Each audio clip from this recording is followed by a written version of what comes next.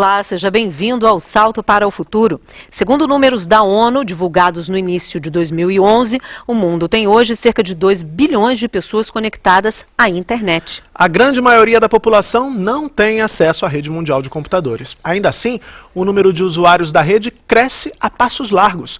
10 anos atrás, por exemplo, eram apenas 250 milhões de internautas. Nas escolas, a presença dessas tecnologias também vem crescendo.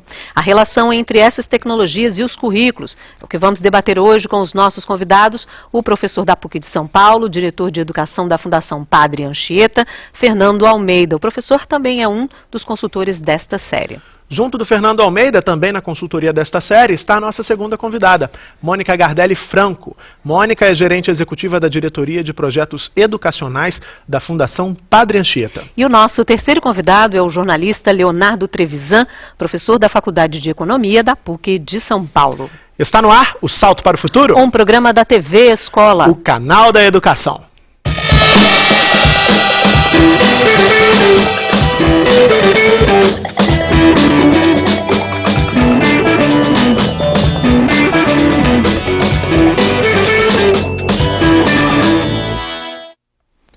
Interatividade. Esta é uma das marcas do nosso tempo. Por isso, o Salto para o Futuro mantém um canal aberto para a sua participação. Então, não perca tempo. Faça o programa de hoje com a gente. Mande suas perguntas ou os comentários para o e-mail salto@mec.gov.br. Ou, se preferir, participe por telefone. Ligue 0800 282 6757. Tecnologias e currículos. A serviço de quem? A pergunta que dá nome à série também fez parte de um dos quadros do programa, o Mosaico. Vamos rever o que os entrevistados responderam?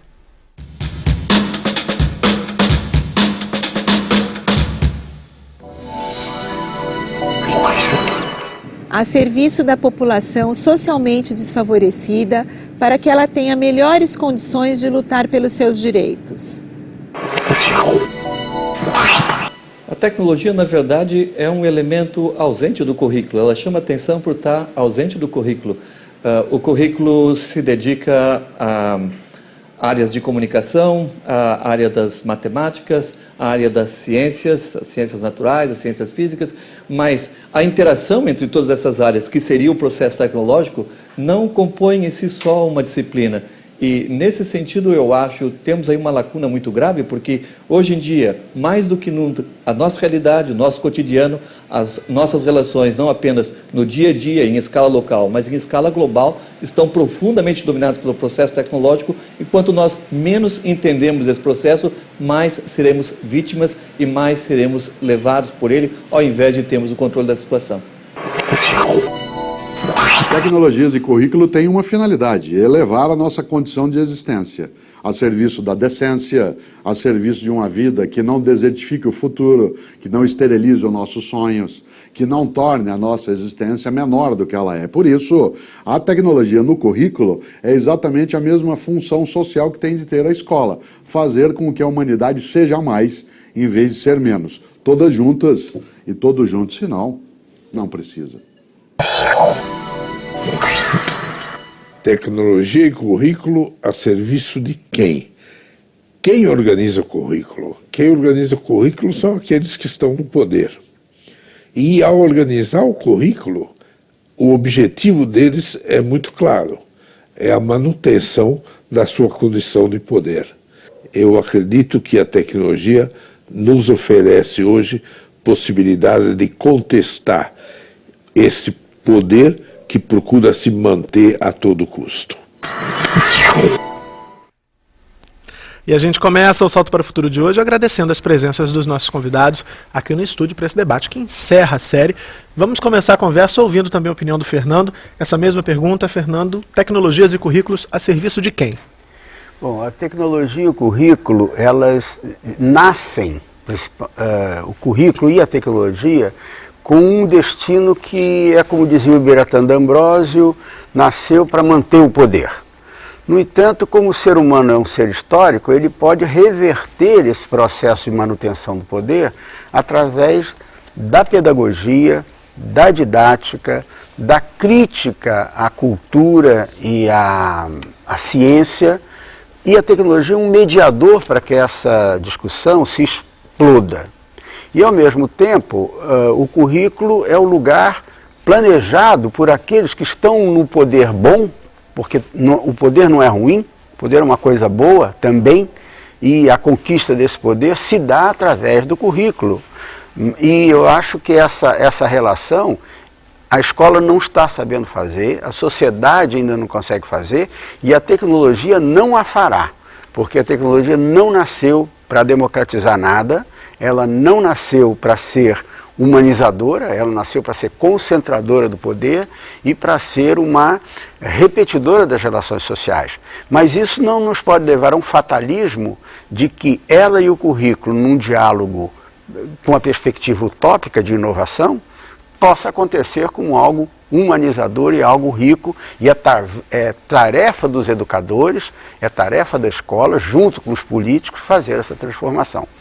Vou me permitir pular a Mônica, porque Mônica já aparece ali dando a sua opinião. A gente vai voltar com você com uma outra questão, Mônica, mas ouvir o professor Leonardo Trevisan nessa mesma questão. Tecnologias e currículos a serviço de quem? Olha, eu tenho uma visão um pouco diferente, né? Eu não vejo as tecnologias como algo muito negativo, né? Ao contrário, eu vejo a tecnologia como um fenômeno que pode ter, é uma ferramenta que pode ter muitos usos, né? O que está acontecendo, o que você acompanha hoje na escola, e basta entrar numa escola de segundo grau, por exemplo, a escola do ensino médio, isso é potencializado, mas você vê isso na escola das crianças também, não é? O currículo, ele sofre uma mutação diária dentro da sala de aula, porque esse aluno, ele não recebe mais só a informação que está no livro didático, ou só a informação que vem do professor, ou só a informação que vem do pai, ou só a informação que vem dos colegas, né? Esse currículo, ele está sendo, de alguma forma, contestado, no bom sentido da palavra, numa visão de mundo, numa visão mais aberta, mais abrangente dessa realidade, né? Nós não temos mais aquela infância desamparada de informação que nós tínhamos há uns anos atrás. A minha infância, por exemplo, né?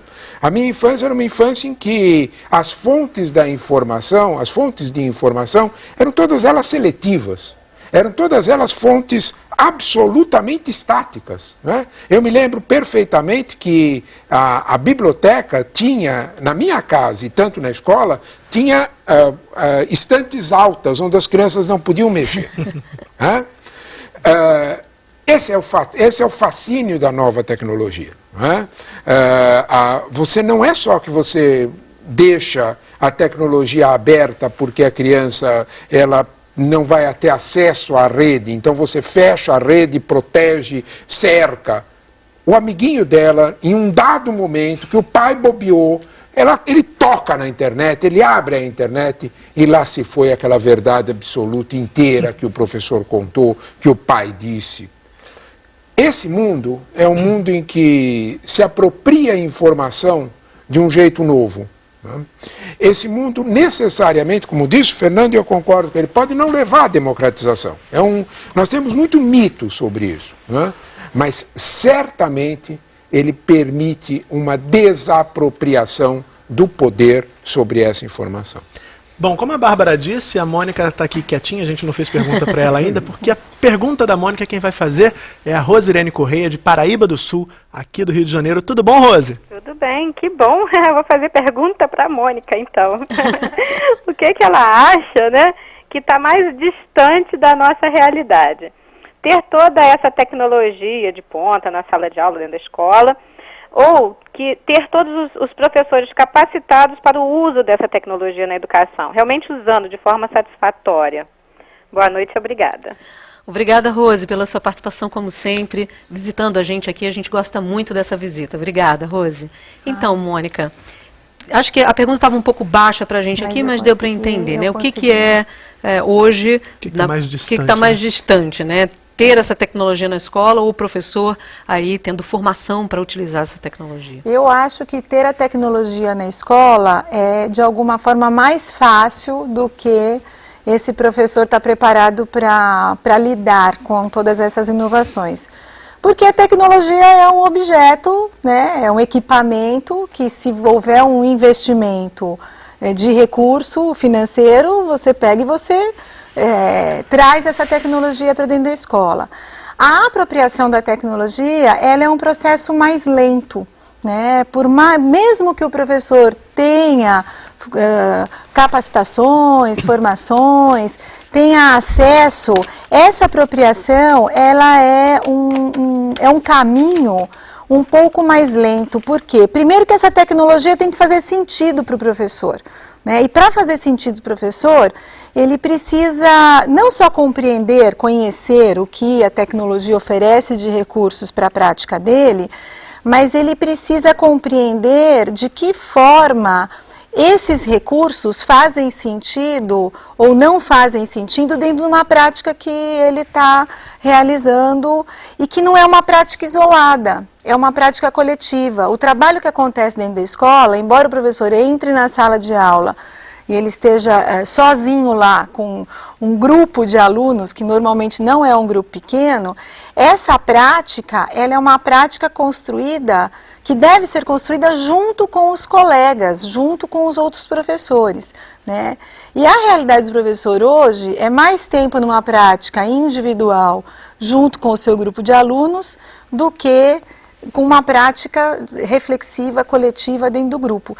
Então, da minha perspectiva de agora, de hoje, né, pode ser que amanhã eu mude de ideia, né, mas é que chegar à tecnologia na escola, ela é de alguma forma uma operação mais fácil do que essa apropriação adequada pelo professor, para se apropriar dessas inovações, acompanhar o ritmo dessas inovações e fazer isso reverter em benefício para os seus alunos, porque é muito complexo, não é uma apropriação técnica, mas ela vem, com a tecnologia, vem vários conceitos, várias concepções que precisam ser repensadas, reformuladas, reorientadas e readequadas ao universo que em cada canto, em cada sala de aula, com cada grupo de alunos, ele é um universo único. Então é um processo um pouco mais, eu digo, mais complexo, né? Fernando, a Mônica começou aí dizendo que é mais desafiador proporcionar essa formação para os professores do que levar essas tecnologias para todas as escolas. E eu fico aqui pensando até porque muitas vezes os alunos já levam essas tecnologias para as escolas, nos celulares, enfim, hoje até por conta de toda a evolução tecnológica, a própria conjuntura econômica, cada vez mais pessoas tendo acesso à internet, a celulares que têm acesso à internet. E nos chamou a atenção, especialmente na sua entrevista, nessa série, um momento em que você disse que você relativizava a importância de alguém ter, por exemplo, 500 amigos no Facebook. Né? Uma vez que fora dali do mundo virtual, isso não é algo tão comum assim em nossa vida. O professor, uma vez que esses recursos já estejam ali dentro da sala de aula, fazendo parte do cotidiano desse grupo, o professor deve problematizar, inclusive, esse tipo de tema com os alunos? Bom, não só deve, como é a essência da educação. O que o Leonardo dizia antes era a questão de que hoje tem informação mais do que nunca disponível, diferentemente da nossa época.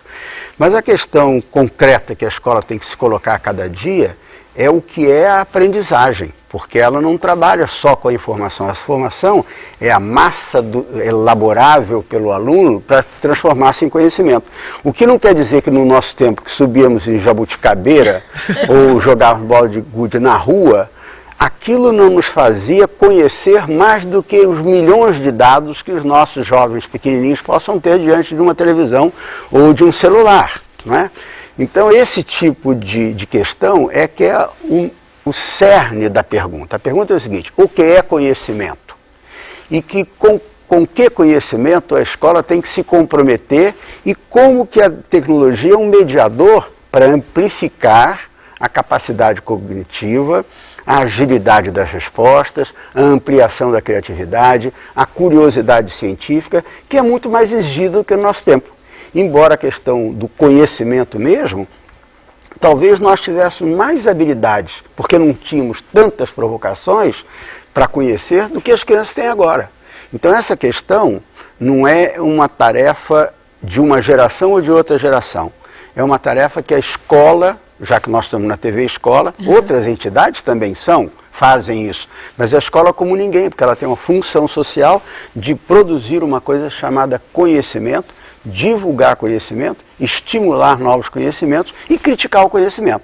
A tecnologia é uma peça fundante nesse conjunto de habilidades que a escola tem que desenvolver em si mesma e nas crianças. Agora, como você mesma dizia, Mônica, você falou assim, não é um aprendizado de técnica, né? Para muita gente fica essa ideia de eu preciso aprender a usar tecnicamente um determinado equipamento ou um software, vou aprender a usar o Word, o Excel, e não é isso, pelo que vimos ao longo dessa série, é bem distante disso. Há né? um momento que isso tem que acontecer, quer dizer, se eu não tive contato com aquilo, se eu não tive contato com a lousa, né, é que, por exemplo, uma lousa, todo mundo que passou pela escola sabe como utilizar aquela lousa, né? Eu aprendi a usar a lousa porque eu via meus professores usando a lousa, né? Então não precisei ter aula de lousa quando eu me tornei professora, né? Não precisei ter aula de como usar, embora quando eu fiz o magistério eu tive lá na aula de didática, metodologia, como eu deveria usar a lousa. Como apagar né? o quadro. Porque eu tinha que dividir a lousa, não podia usar a lousa toda, e eu tinha que ter uma organização na lousa, isso Nossa, eu tive, a gente... não vou falar em que ano foi.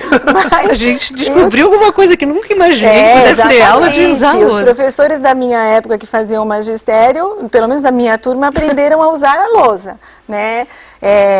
Então, assim, existe um momento dessa formação que ela é técnica mesmo, né? Talvez não seja assim, dividir a lousa em 3, mas para eu me apropriar, eu preciso aprender como funciona. Eu recebi um telefone celular recentemente novo para usar. Faz uma semana que eu estou brigando com o telefone, porque eu não sei como ele funciona, não consigo pôr no viva voz.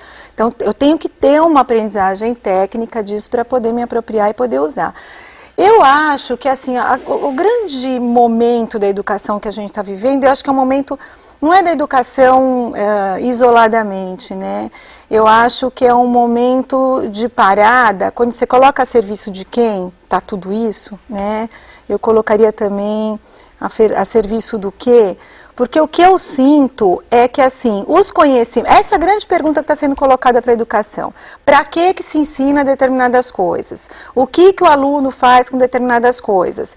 E como dando valor para algumas coisas que o aluno não aprende, né, ou não tem o trabalho, como se o fato dele aprender a ter acesso a todas as informações que estão disponíveis na internet, por si só fosse levá-lo, fosse formá-lo para uma intervenção no mundo, né, no contexto, que levasse a algum lugar que a gente não diz qual é.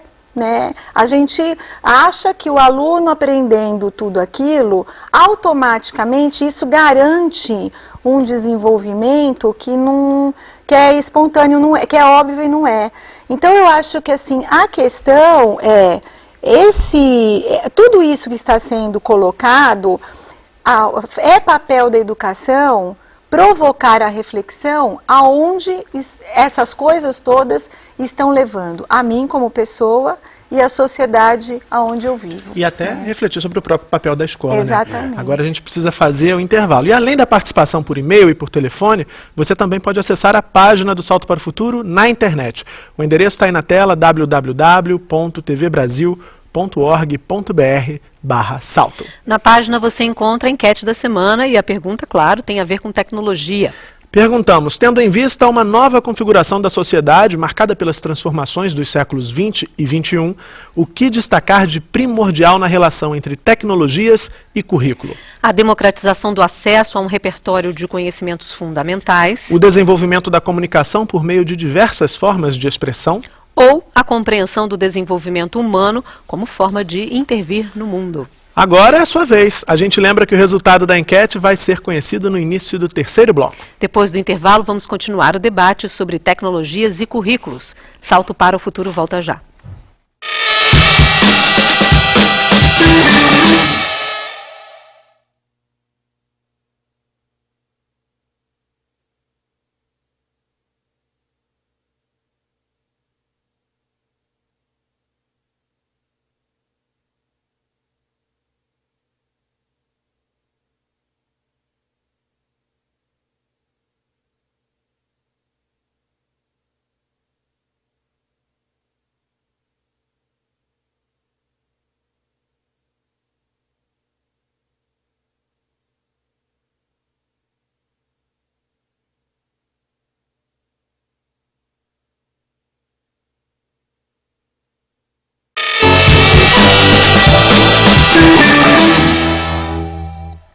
Voltamos com o segundo bloco do último programa da série Tecnologias e Currículos, a serviço de quem?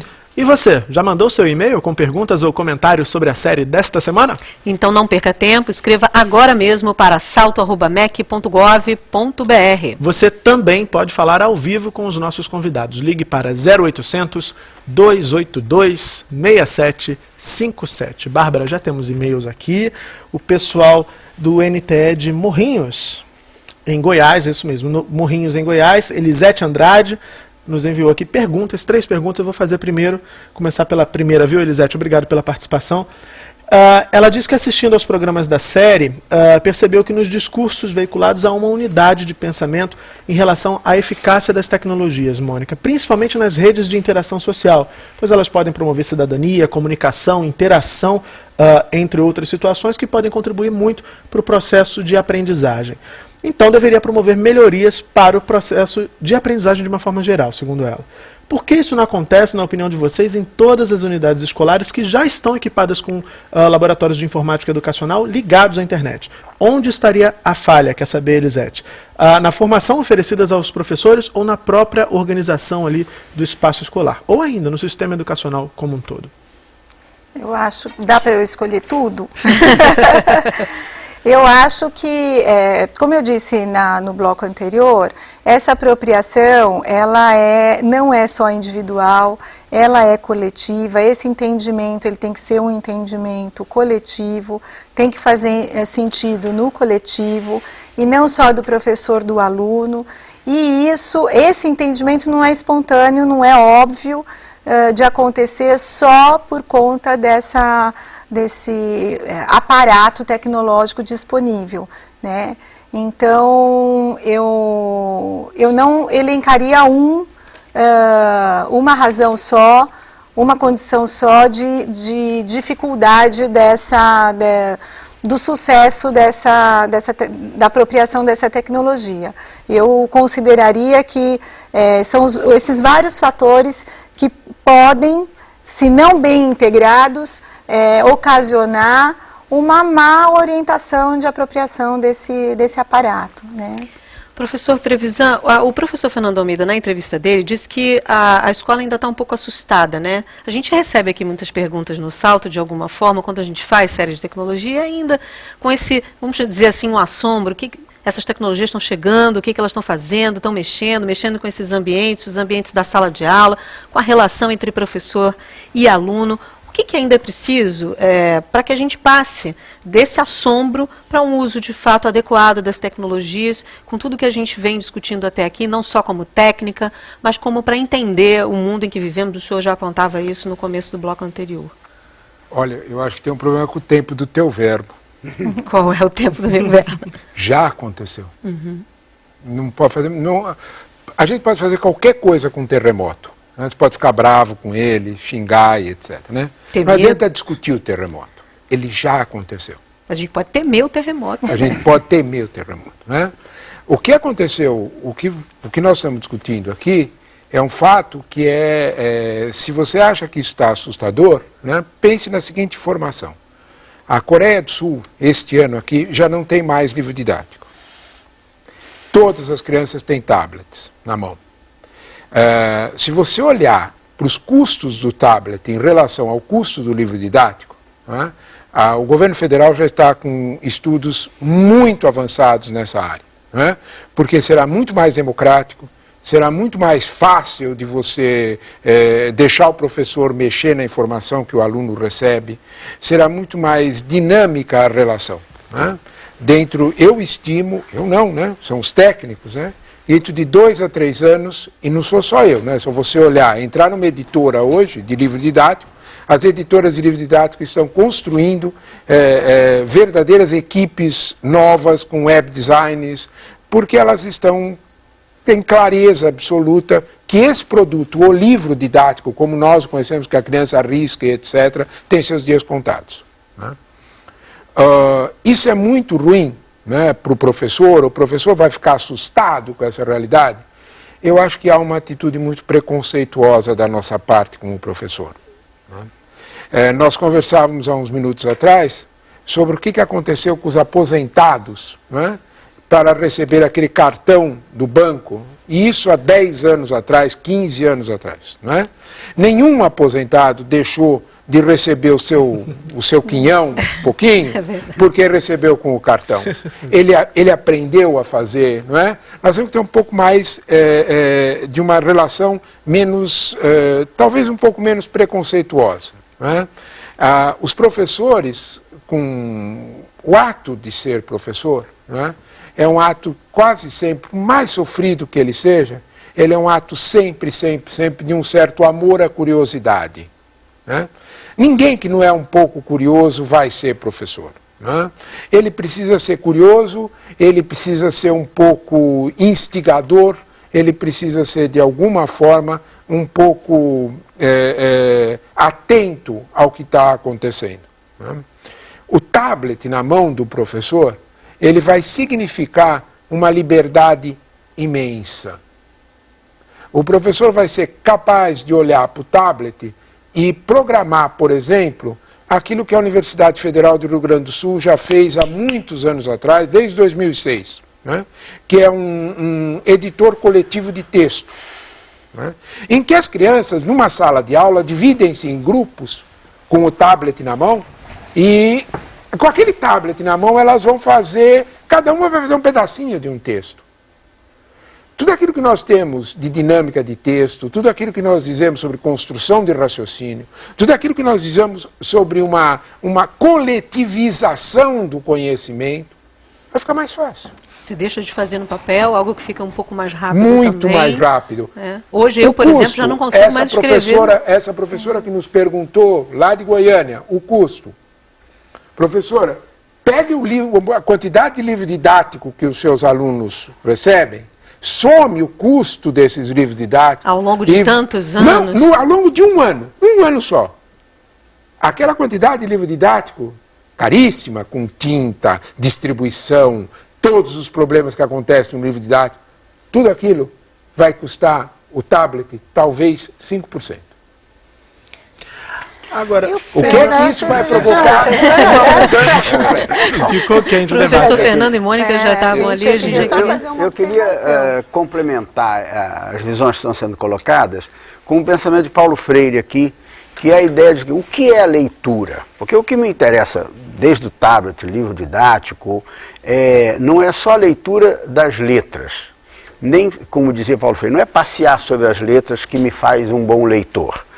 Não é passear sobre o sinal de trânsito com uma criança pobre em volta que exige uma leitura,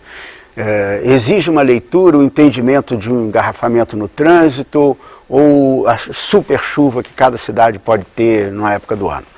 A leitura é a compreensão do mundo, a interpretação do mundo e a que me leva a falar sobre esse mundo que eu li. Não é? Que me leva a usar aquela interpretação da leitura para transformar esse mundo. Então vou ligar com o tema do programa e depois a Mônica certamente complementará essa ideia fantástica que o Trevisan trouxe, que eu tendo mais elementos, mais rápidos, mais comunicacionais, eu terei que ler melhor, exigirá uma nova leitura, que é a leitura de Paulo Freire. A leitura de Paulo Freire significa o que significa para mim a minha capacidade de transformar esse mundo pela leitura que eu tenho crítica desse mundo. Então, e a Mônica dizia logo no início, dizia assim, a serviço de quem está? Hoje teria que estar a serviço da escola pública brasileira, que ela é recentíssima, ela tem 20 anos, apenas há 20 anos que a escola pública é de todos. Antes ela era uma escola para poucos, para a burguesia, paga pelo Estado, gratuita, mas não era de todos. Hoje que ela é de todos, o tablet, que seja, a tecnologia, a nova formação de professores, o novo currículo, tem que estar a favor dessa escola, para diminuir a desigualdade, para dar acesso à comunicação, à democracia, à república. A escola republicana ela tem 20 anos, e para poder essa escola não só ser inaugurada, mas ser implementada, a tecnologia é fundamental. Mônica, você queria comentar? Eu queria fazer só um comentário quando ele trouxe a Coreia. Eu vi um documentário recentemente sobre a educação da Coreia, super bem feito, e fiquei abismada mesmo com o avanço deles de apropriação das tecnologias. E aí lá pelas tantas, o ministro da Educação de lá falou que ele estava muito orgulhoso de ter garantido isso, os alunos têm acesso, os professores têm formação contínua, e que a maior dificuldade que eles têm hoje, pasmem, é com relação à falta de conteúdo para ser usado com toda aquela tecnologia que eles tinham à disposição. E isso me fez pensar, eu na minha prática de professora formadora e pesquisadora de tecnologias, bem recentemente, e ainda é um discurso presente entre todos, né, de que assim, o conteúdo está na rede, né, o conteúdo está, o banco de conteúdos está disponível, né. E a gente está vendo, o professor mesmo falou, quer dizer, essa corrida que está vendo das editoras, da produção de conteúdo didático, em dar um novo formato para um conteúdo didático que era o objeto de trabalho do professor e sempre foi o objeto de trabalho do professor, né? Então, a gente está no momento, e eu particularmente na minha atividade profissional, eu tenho percebido isso, assim, está havendo, ontem participou aqui o Rafael Parente, que é uma iniciativa da Secretaria Municipal do Rio de Janeiro, de produzir esse conteúdo. Então, de que a gente está caminhando, acho que, para uma orientação de produção de conteúdo num formato diferente, mas um conteúdo organizado da mesma forma que o professor trabalhava. Talvez, assim, essa entrada de tecnologia seja mais tranquila dentro da escola. Não sei se mais adequada. Bom, a Mônica citou o Rafael Parente, tem um comentário no fórum da Alcilene pedindo o endereço do site dessa experiência que está sendo desenvolvida aqui no município do Rio de Janeiro.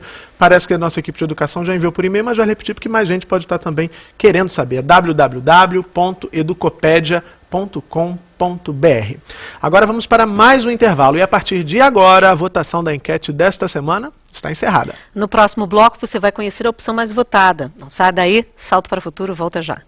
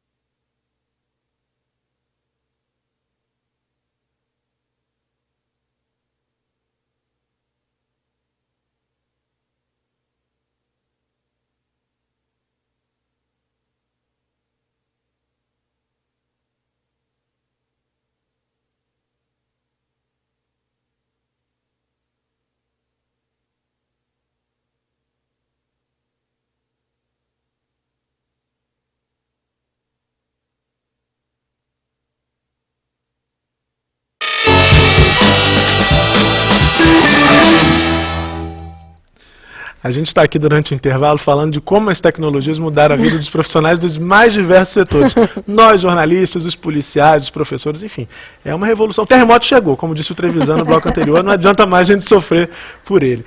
O terceiro e último bloco do Salto para o Futuro começa agora, já começou na verdade, né? E vamos saber qual a alternativa mais votada na enquete da semana, Bárbara Pereira. Bom, a pergunta foi, tendo em vista uma nova configuração da sociedade marcada pelas transformações dos séculos 20 e 21, o que destacar de primordial na relação entre tecnologias e currículos? Só você tem a opção mais votada, isso é um segredo, só fica com o Murilo, então... E eu vou dizer, revelar em primeira mão, que nós temos um empate, não temos uma opção, temos duas opções mais votadas.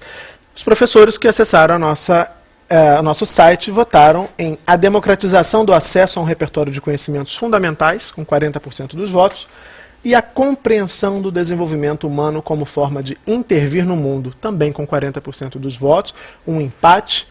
Mônica, gostaria que você comentasse esse resultado aí. Era previsível esse empate? O empate não dá para prever, né? Eu particularmente estou bem feliz de a questão do desenvolvimento humano ser uma forma de intervir no mundo tenha aparecido num programa que fala sobre tecnologia, né?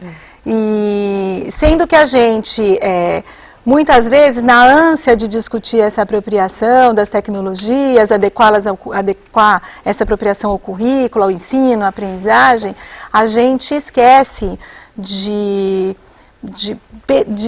apontar, né, que a apropriação dessas tecnologias é uma forma de poder, né, e de poder para transformar. E aí, como o professor Fernando colocou, eu acho que se Paulo Freire estivesse aqui hoje, ele já tinha trazido isso e hoje eu acho que ele traria com mais força ainda. Quer dizer, essa apropriação é necessária, mas uma apropriação crítica de forma que qualquer um que se aproprie dessa tecnologia tenha consciência da capacidade que está sendo dada a ele, né? E quando você, por meio dessa tecnologia, você interpreta essa realidade, né?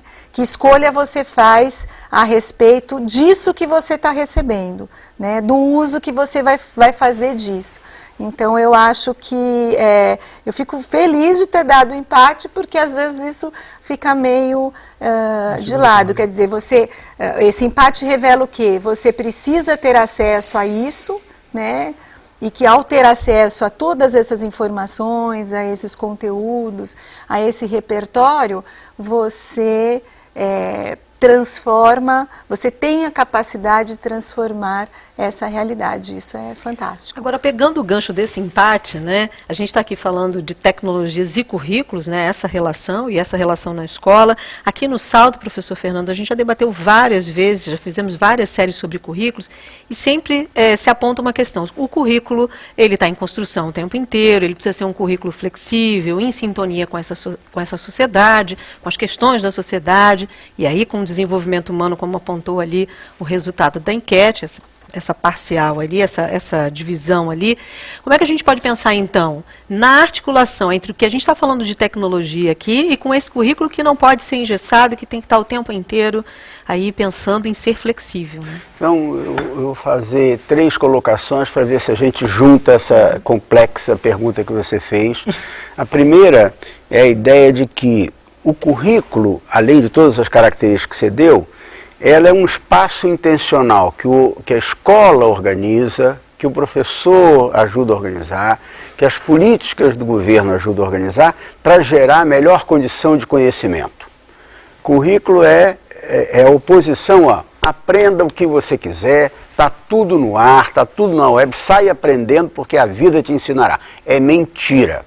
E se assim for, os filhos dos ricos se darão bem, os filhos das pessoas que têm menos condições culturais tenderão a não conseguir trabalhar com tudo isso. Portanto, cumpre a uma sociedade, sim, se quer fazer uma nação justa e digna, fazer padrões humanizadores que permitam que o aluno, ao percorrer aquele caminho, ele vai se banhando em condições de conhecimento guiada, orientada, intencionalmente feita, etc. Então, o currículo é isso. É o planejamento de condições de aprendizagem. Não é soltar a garotada, que às vezes aparece muito quando se fala de tecnologia. Bota o garoto na nuvem, ele se banhará e aprenderá. Meus netos aprenderão. Não sei se todos os netos, todas as pessoas com menos condição conseguirão aprender. A segunda coisa é o seguinte, a tecnologia, ela também é uma forma humana de ser. Só se banhar na tecnologia, parece que é contradição com o que eu estava dizendo, mas é o seguinte, a tecnologia é a humanidade adensada. Tem um monte de seres humanos ali dentro de cada pecinha que já trabalharam há milhares de anos atrás para descobrir um metal, para tirar um metal do fundo para gerar pesquisa, e enquanto o pesquisador pesquisava, alguém plantava arroz para ele. Portanto, a tecnologia é a humanidade adensada. Dar espaço a que os alunos da escola tenham acesso a isso, como dizia ele, é fundamental, porque isso é o beabá da humanização. É dizer que tudo aquilo que a humanidade produziu na sua história é dessa garotada. E como a escola é a primeira agência socializadora depois da família, quando a criança entra na escola e tem uma bela sala de informática, está ligado à web, tem aparelhos interessantes, ele já se sente prestigiado pela sociedade. E a terceira coisa cumpre aos governos, ao poder estabelecido democraticamente, etc., poder não é ruim, poder é bom, organizar as políticas curriculares. E é isso que o Brasil está fazendo agora quando cria o Plano Nacional de Educação, que permitirá, através das suas metas, democratizar. E a tecnologia está lá como um elemento fundamental das metas de desenvolvimento de uma educação democrática e republicana brasileira. Trevisan, temos mais uma pergunta aqui por e-mail do pessoal de Morrinhos, em Goiás. A Elisete diz: quando falamos de utilização de novas tecnologias como recurso didático, pedagógico, lembramos logo de formação, pois o professor precisa conhecer os aplicativos para saber quais as possibilidades de trabalho eles oferecem. Já trabalhamos muito com formação de professores, discutindo os conteúdos, dando sugestões de como utilizar as ferramentas tecnológicas nas diversas áreas do conhecimento. Mas ela pergunta: se o professor não é valorizado financeiramente, vocês acreditam que esses professores terão incentivo para fazer formação continuada, visando a melhoria do processo de ensino e também de aprendizagem dos alunos? Ela pede que vocês coloquem aí, por exemplo, exemplos do que está sendo feito para discutir e enfrentar essa realidade aí sinalizada pela Elisete. Bom, são duas situações aí, como o Fernando falou, né? A gente divide. Né? São duas situações aí diferentes. Uma é a situação da tecnologia, da chegada da tecnologia, que até inclusive vai representar a redução de custos. Né? A outra situação é o salário do professor. Né? O salário do professor é uma situação que talvez seja a nossa maior chaga social. Né? Todas as outras categorias sociais conseguiram ter pisos nacionais bem estruturados e respeitados. Né? Os professores ainda não. Né? É um longo processo. Né? Os professores precisariam recuperar um pouco do seu respeito social, que eu acho que o salário fez com que perdessem. Né? Eu fico cada vez mais preocupado, né, quando eu pergunto para jovens mais bem informados do que outros o que é que eles querem ser, e nenhum quer ser professor. Né? Então isso me deixa... as pessoas parecem assim que vão ser professoras por uma carência de opções. Né? De novo, vamos brincar com a tecnologia e com o futuro. Né? A minha sensação é que o papel que você tinha duas escolhas. A segunda escolha era compreensão. Leia para mim a segunda, que teve 40% dos votos também. Deixa eu acessar aqui de novo o ambiente da enquete. Como intervenção no mundo. Né? Isso mesmo. Democratização de acesso ao repertório. A primeira, a segunda, compreensão do desenvolvimento humano como forma de intervir no mundo. É isso aí. A minha sensação é que o professor que está lá atrás no Brasil, lá longe, no Brasil dos Grotões, ele começa a perceber que quanto mais ele tiver integrado, eu respeito profundamente o que o Fernando comentou sobre as pessoas não passam sobre as letras, as pessoas devem entender as letras. Eu nunca esqueço uma imagem do professor Alfredo Bose, uma imagem genial de 15 anos atrás. O professor Alfredo Bose é um professor da Universidade de São Paulo, em São Paulo. De 15 anos atrás, o professor dizia uma coisa simples: de nada adianta a pessoa solta na internet, isolada, sozinha. Isso é como colocar um analfabeto dentro da biblioteca do Congresso norte-americano. A imagem é perfeita. A biblioteca do Congresso norte-americano é a maior biblioteca do mundo. Não adianta nada, se o camarada é analfabeto, ele pouco vai ter. Há uma função mediadora do educador. Essa função mediadora do educador, ela vai ser valorizada com a chegada das novas tecnologias. Nós não nos enganemos, não será só o aluno que vai aprender a fazer assim no tablet, que vai cutucar. Aquele professor lá atrás, lá embaixo, bem difícil, vai tocar no tablet e vai ver um mundo novo chegando para ele, que ele nunca teve direito de acesso. O Fernando tem toda a razão. Educação republicana acontece quando você dá igualdade de oportunidade para todo mundo, igual. Nós não temos igualdade de oportunidade. O tablet que chegar lá embaixo, ele vai deixar o professor fazer um contato com o mundo que ele não tinha antes. A tecnologia, e ele vai poder se permitir fazer a sua leitura. Aí, Fernando, você tem toda a razão. O professor vai passar sobre as letras e vai poder olhar para essas letras de um jeito diferente, do jeito dele. E ser um mediador da educação de um jeito dele também. Bom, a gente sabe que em algumas escolas, mudando aí um pouquinho de assunto, ainda o uso da internet, por exemplo, é um uso proibido, quer dizer, não é um uso, que é proibido, né? Ou ainda há situações em que a escola pede para o aluno produzir texto, mas na hora de blogar, de colocar na rede, quem faz é o professor, porque acha ali que talvez não seja bom o aluno ter aí acesso a essa internet. Há limites, Mônica, de fato, para o uso das tecnologias da informação e da comunicação dentro do espaço escolar, como muitas escolas ainda fazem? Eu acho que essas situações, elas apontam, né, duas coisas.